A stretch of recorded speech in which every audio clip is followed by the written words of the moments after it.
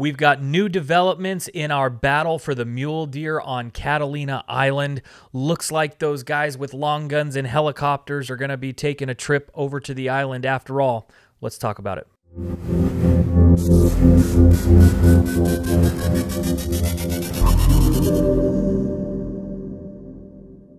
Hey everybody, welcome back to the channel today. That's right, we are circling back around to about a year-old fight and issue that has some new developments in it. That, of course, is the Catalina mule deer and the Catalina Conservancy. To walk us through it today, we have brought back our legislative director of CRPA. He's also the host of Firing Line Radio on AM 590 The Answer. You can catch him at 1 p.m. on Saturdays there. That is Rick Travis. Rick, thanks for being with us today.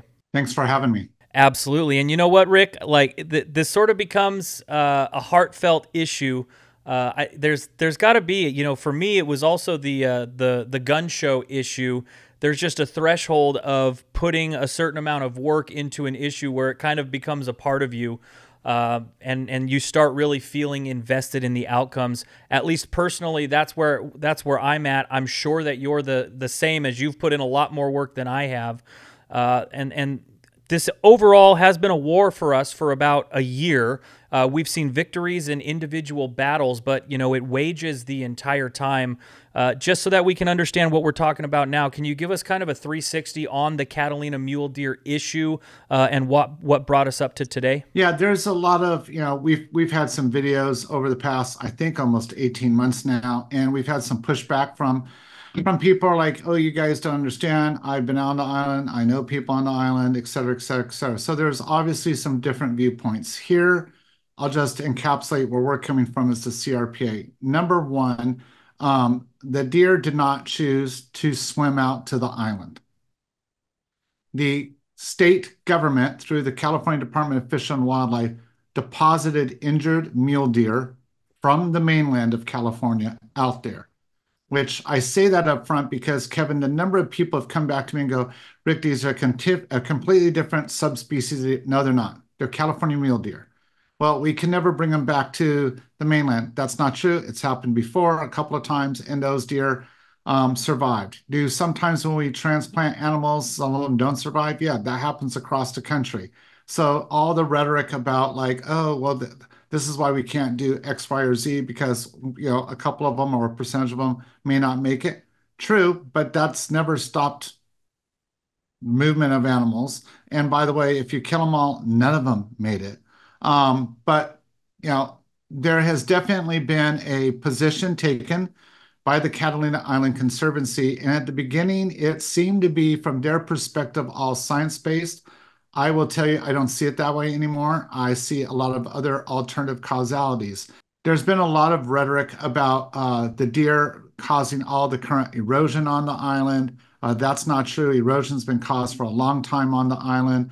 There's a lot of rhetoric of how the Conservancy is trying to return the island back to its natural state before humans made a mistake. Well, then, how come you're not dismantling the rocks at Wilmington, which came from Avalon Harbor? Like, where are you making those, you know, cut lines, Kevin? Because, you know, there's been a lot of damage done to the island by humans over the last several hundred years.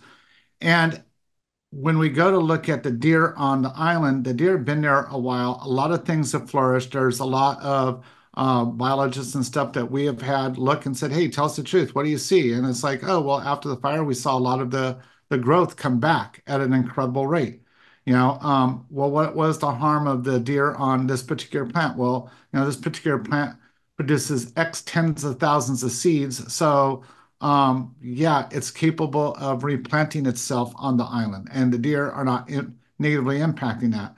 We have, you know, pictures that the Conservancy has put out in the public and touted to the media. Look, we have what's called an exclosure where you put like high fences that keep deer out from around. Well, okay, half of those exclosures have openings that deer could walk in. But what I can show you over and over again, and we have on this channel, is the plant life inside the exclosure and outside exclosure is pretty identical. And the deer aren't ravaging either side. Not to mention the number of water hoses and artificial watering that takes place in the exclosure that doesn't take place on the. So it's not even a fair comparison. An exclosure is designed, you put a fence around and you don't manipulate what's inside. So I don't buy the science. I don't buy a lot of the things that people are trying to compare it to because, oh, well, we're going to compare it to this Channel Island. Well, those other Channel Islands don't have not one, but two functioning cities. We have two functioning cities in Avalon, and two harbors is at least a small town. And those aren't being taken in place, not to mention the numerous camps that are on that island. And, from Boy Scout camps to other groups' camps that are on that island to take a heavy tourist load. So there's quite a lot of differences in comparing Catalina as a channel island to the other islands. And the same could be said of San Clemente. Um, Most channel islands don't get bombed and have Navy SEAL operations going on them all the times, but San Clemente Island does. So, trying to play this comparison game, it's been what I would call pick and choose science. And it's like, when this fits our argument, we're going to pick it. When it doesn't, we're going to ignore it. That brought us to what was called a scientific collection permit. We've talked about that on the channel. That is a permit that, in general, has been used at like when somebody is going for their masteраtes or doctorate's degree in biology, they get permission to go collect specimens from the field without having to go through a longer, more drawn out process. So it's a short and abbreviate because we don't want someone to pay for 3 more years of tuition waiting for the ability to grab whatever it is they need. They're using that, trying to attempt to use that permit. It looks like it's going to get approved. We have alleged visits from the governor. We know we've had visits multiple times from the director of the Department of Fish and Wildlife, where he met with one group but didn't meet with the other group on the island. I find that intriguing, to say the least. We've had now a situation where white buffalo, after, as you said in the lead up to this, after the Board of Supervisors in LA said this shouldn't happen, we had a couple of members in the legislature share their concerns. We had legislators go out on the island and say this isn't right. We shouldn't be doing this. They've decided to go ahead and issue a permit that allows this week, as we're filming, white buffalo is on the island. They are darting deer. They are collaring deer to be able to further get ready for the slaughter of the deer, however they choose to do that. And they have tried to make it out like, oh, isn't this great? We gave you guys one final hunt on the island, but that's going to be the end of it. And I don't think we're going to be able to stop it because I think the machine of the department and the governor's office, and I'm even going to say the wine industry, because the owner of the island wants to set up wineries, wants to have her own what's called an AVA, which allows that cute little part of the wine bottle to say, oh, this wine came from Sonoma, Napa. This will be able to say Catalina, kind of with one winery out there. But, I really look at probably the biggest threat to any plant is to her grape vineyard, because deer love to feed on grape leaves. And, she doesn't want to fence it off. She wants the deer gone. And this is a creative way to use that to get rid of the deer. That's what it appears like, because it doesn't seem the deer have done that much damage, because a lot of these plants have been discovered and the deer have been here for almost 100 years. And they were discovered recently. So obviously the deer didn't decimate it. Probably my closing remark on all this is Californians need to get a clue. Like, I'm all about wildlife. I've spent, as you know, Kevin, the vast majority of my life trying to teach people how to conserve and take care of animals, but I focus on ecosystems, because when you focus on one animal, the ecosystem is to the detriment of all the others. And sound science proves that over and over again around the globe. Some of our biggest conservation and preservation mistakes have been when we got species specific. And this is fairly, for the most part, a species specific plan. Fine, we do this, but bottom line, we go to museums and we see a thing called a fossil, and there are two issues in that. One, it's like, oh darn, that animal's not around anymore. Yeah, we have turned over plants and animals for millions of years on this planet. Things come, things go. We wouldn't be here if the things that were here before us hadn't moved out of the way. And there will be a day where I honestly believe humans won't be here anymore, or seriously diminished, and other things will take over. That's kind of the way the planet works. And until we understand that, we're going to continue to make mistakes because we keep trying to save things that are honestly on their way out. And sometimes in the process, we may be stopping the very things that are trying to adapt in and take over that space. Yeah, so I guess that's an argument toward human intervention that just doesn't necessarily seem to be needed here. That's kind of a wild timeline, though. I guess when you go from start to finish, you kind of have that initial point where you have the Catalina Conservancy basically saying, we've got to get the mule deer out of here because they're destroying these plants.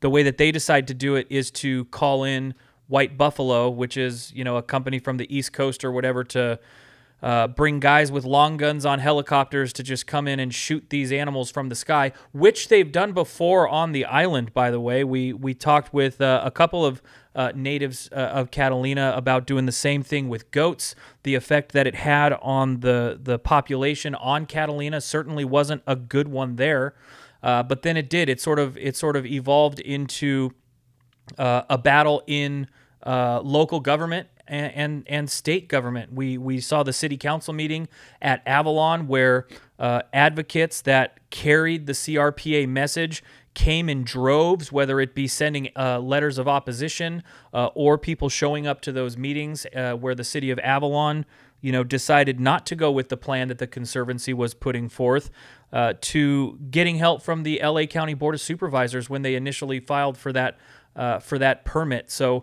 there have been victories along the way here, but where it comes to now, even in spite of all of that work, is that White Buffalo is currently there. You said what they're darting. What that I guess that's a fair question. What do you mean when you say they're darting the deer? They take a gun that has a tranquilizer dart. They put the deer down on the ground. It's nominally put to sleep. They're still conscious and stuff. They get down. They put a collar on it so they can track it. There may or may not be other devices. There's some different things that can put on the collar that will also attract other deer in the area. That allows them to try to get a good sampling. One of the biggest things is though I would put out we have been unable to get the Conservancy to sit at a table and really discuss this because I think Dr. Denhart's a very honest person. She said at the very beginning of this on multiple news media outlets, they have one goal, and that's zero deer on the island. They have never been open to, well, maybe there's 400 deer that stay on the island. Maybe we just get the herd down to a level. That hasn't been the deal. We've tried to tell them, hey, we're trying to conduct some science. We did some samplings. We were never able to carry on a full project because that's pretty much been prevented by the Conservancy. They may be doing the full thing that would be, but we have technologies available to now that are relatively inexpensive that would tell you within like maybe 5 percentage points of exactly how many deer, the quality of the herd, where they're at, which would be able for us to sit there and say, well, this argument that can't possibly be true if there's this many deer or only this many deer. Like there's been this moving target. And the other part of this too is, basic science. You go to a basic biology student and say, hey, I want to know what animal X is eating. Well, that can be complex because that's when you need a scientific collection permit to, hopefully pick up 3 animals and see what they're eating. We have an active hunting program. None of us keep the stomach and intestines, Kevin. You know that. So all that is being carted off by the guide for the hunt, the service that's out there. That service could have been asked to, hey, can you do samples from the gut piles and find out what the animals are actually foraging on? You would have pure 100% verifiable science. And I bring that up because a guy named David Meck, who did wolf biology, had said, and Disney actually made it kind of famous in film, he thought wolves just ate big game until he found out that wolves, a lot of times during harsh moments, live on mice and rats. And that's all they were finding in the stomachs of wolves. So, science sometimes thinks they know what they're doing until they actually dig in. No pun intended, they don't. And so, there has been multiple opportunities for the Conservancy to test their hypothesis, but instead they have used the media to just spread their hypothesis and never really provide the hard science. Well, I guess in any long-term war or battle or whatever you want to call it, you're going to experience high moments and low moments. I feel like we've experienced a couple high moments. This one kind of feels like a low moment, but I got to ask, what are your final thoughts on the issue, and where do you see it going from here as far as an advocacy perspective is concerned? As an advocacy perspective, I see this issue as part of a larger landscape of pushing back. Right now, the fight for conservation in California, which includes hunting, but not exclusively hunting, is that we have a fight over, are we going to manage ecosystems, or are we going to pick kind of a playoff of Dennis Leary, the cute animals that look more human-like, and put them at a higher level to the detriment of everything else in the landscape? Right now, it seems to be the latter, and what we're pushing for is balancing the ecosystem. We have too many of a lot of animals at the great peril of other species that could be extinct. We could see in the next 20 years, we could see the loss of a species of elk native to only California. We could see the loss of Columbia black-tailed deer in this state because of the mismanagement. And that's just two of many species that we could lose because we're leaning too hard on other species. Well, certainly something to follow along with, and I know that there are several of these types of issues that we need to follow along with.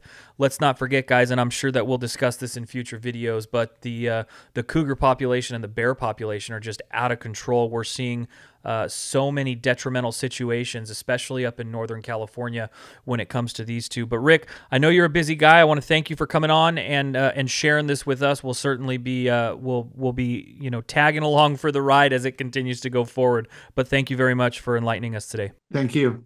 Absolutely. And guys, if you want to stay up to date on this stuff and you want to continue seeing videos like this, please be sure to like, share, and subscribe to these videos. It really helps with the algorithms to get this information as far out there as possible so that everyone can be as informed as possible, having the Second Amendment as a priority when they go to the ballot box here at the end of the year. Thanks again, guys, and we'll see you on the next one.